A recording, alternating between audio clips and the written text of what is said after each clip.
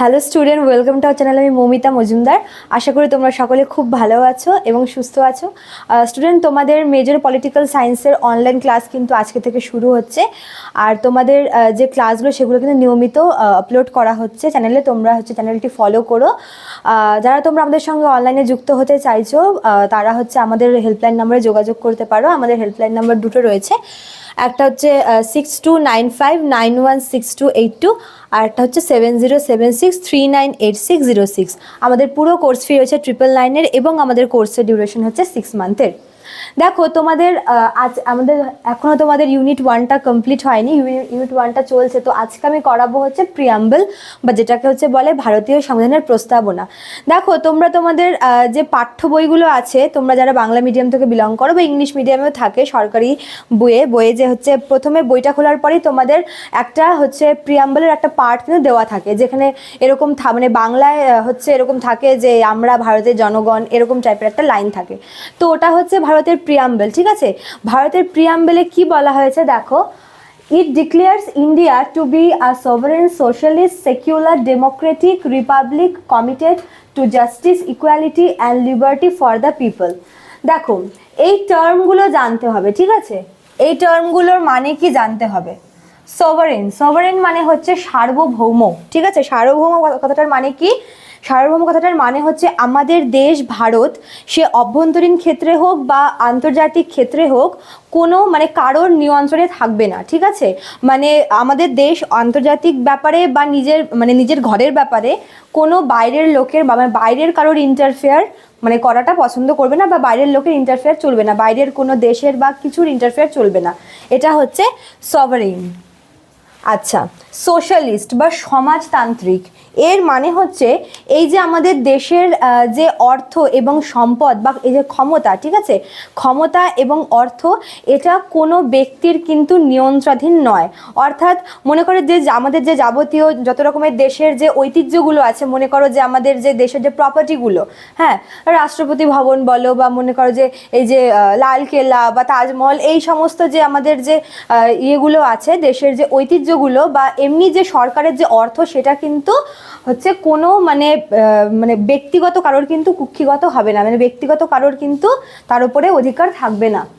Secular বা যেটাকে বলে ধর্মনিরপেক্ষ, অর্থাৎ আমাদের দেশের, ঠিক আছে, আমাদের দেশের কিন্তু কোনো রাষ্ট্রীয় ধর্ম থাকবে না।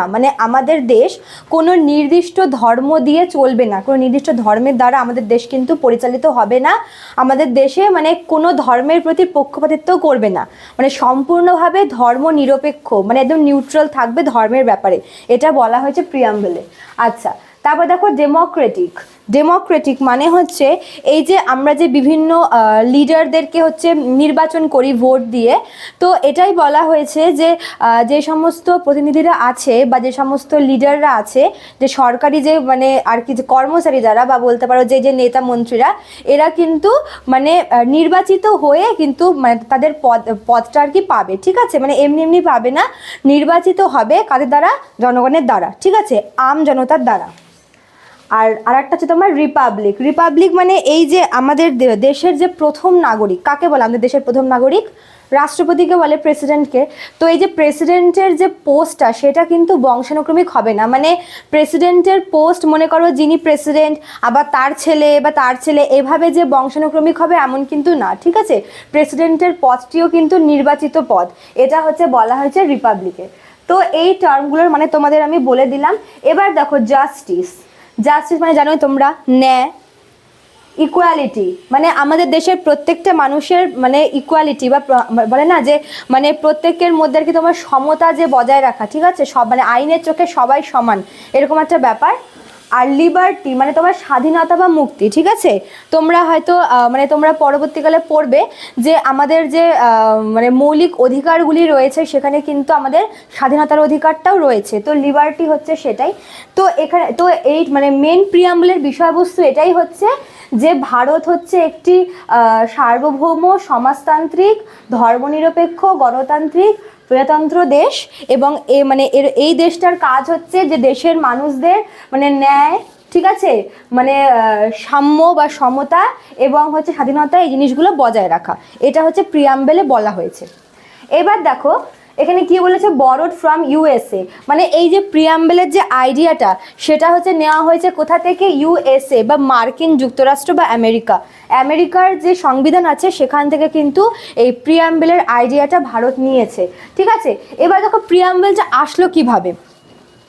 যখন আমাদের গণপরিষদ গঠন হলো 1946-এ, তো সেই সময় ওই বছরে কিন্তু গণপরিষদের অধিবেশন বসেছিল। ঠিক আছে, প্রথমটা বসেছিল 9th ডিসেম্বর 1946, সেকেন্ডটা হয়েছিল 11th ডিসেম্বর 1946 এবং থার্ডটা হয়েছিল কিন্তু 13 ডিসেম্বর 1946।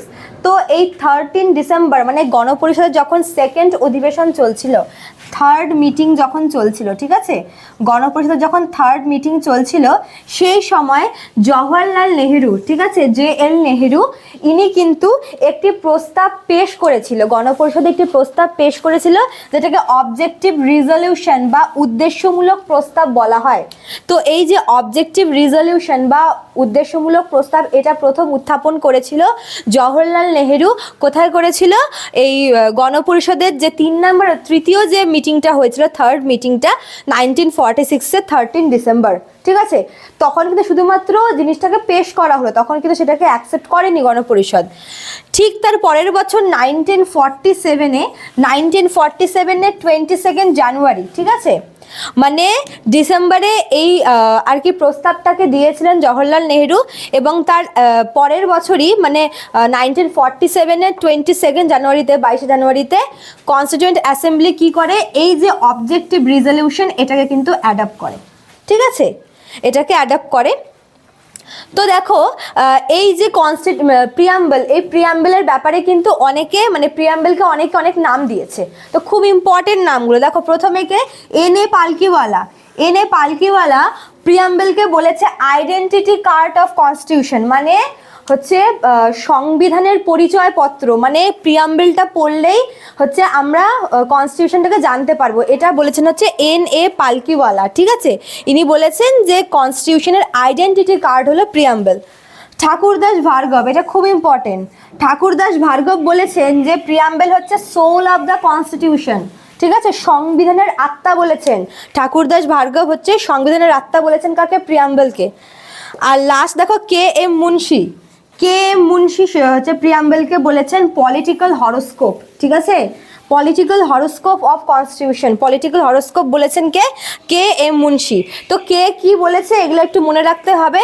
ঠিক আছে, আচ্ছা এবার দেখো এই যে জাস্টিস, এই জাস্টিসের ধারণাটা কিন্তু নেওয়া হয়েছে রাশিয়া থেকে। ঠিক আছে, ইকুয়ালিটি আর লিবার্টি এই দুটো নেওয়া হয়েছে ফ্রান্স থেকে, মানে সেই সময়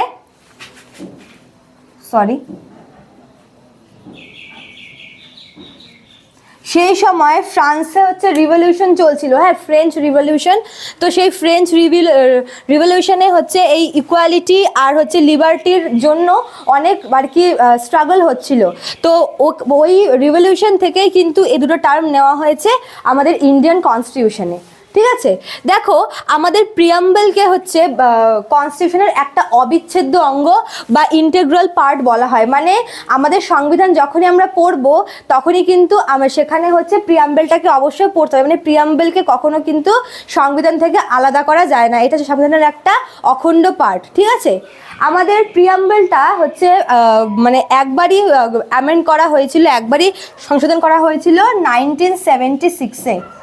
1976-এ যে 42তম যে অ্যামেন্ডমেন্টটা হয়েছিল, 42তম যে সংবিধান সংশোধনটা হয়েছিল, সেখানে মাত্র মানে একবার, এত বছরে কিন্তু মাত্র একবার হচ্ছে আমাদের যে প্রিয়াম্বল ভারত মানে সংবিধানের প্রিয়াম্বল সেটা কিন্তু সংশোধন করা হয়েছিল 1976-এর 42nd অ্যামেন্ডমেন্টে।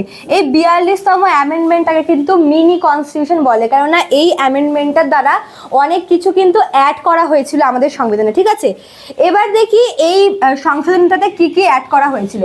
দেখো প্রথমে কিন্তু আমাদের কনস্টিটিউশন মানে আমাদের প্রিয়াম্বলে হচ্ছে এই সোশ্যালিস্ট আর সেকুলার এই দুটো টার্ম কিন্তু ছিল না। ঠিক আছে, খালি সভারেন, ডেমোক্রেটিক আর হচ্ছে রিপাবলিক এই টার্মটা ছিল। ঠিক আছে, এই দুটো টার্ম হচ্ছে এই যে 1976-এ যে অ্যামেন্ডমেন্টটা হলো 42nd অ্যামেন্ডমেন্ট, সেই অ্যামেন্ডমেন্টের দ্বারা কিন্তু প্রিয়াম্বেলে এই দুটো টার্ম অ্যাড করা হয়, সোশ্যালিস্ট আর সেকুলার। ঠিক আছে, তো এই এত বছর একবারই হচ্ছে প্রিয়াম্বেলটাকে কিন্তু তোমার অ্যামেন্ডমেন্ট করা হয়েছিল। ঠিক আছে, আরেকটা পয়েন্ট এখানে বলে রাখি যে আমাদের প্রিয়াম্বেলটাকে কিন্তু প্রথমে সংবিধানের অংশ বলে মানে ওটাকে কি বলে, মানে ওটাকে সংবিধানের অংশ হিসেবে ধরা হয়নি। ঠিক আছে, তো 1973-তে একটা মামলা হয় যার নাম হচ্ছে কেশবানন্দ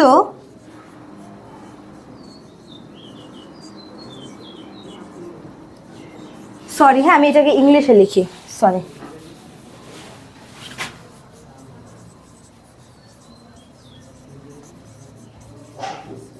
কেশবানন্দ ভারতী কেস।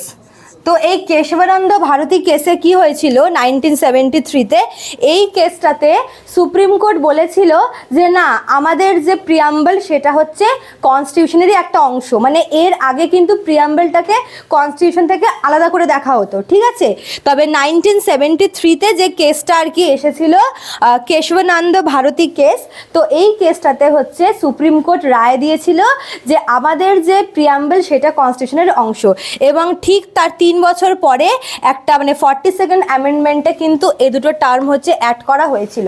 ঠিক আছে, তো এই সমস্ত জিনিসগুলো তোমাদের প্রিয়াম্বল থেকে পড়তে হবে।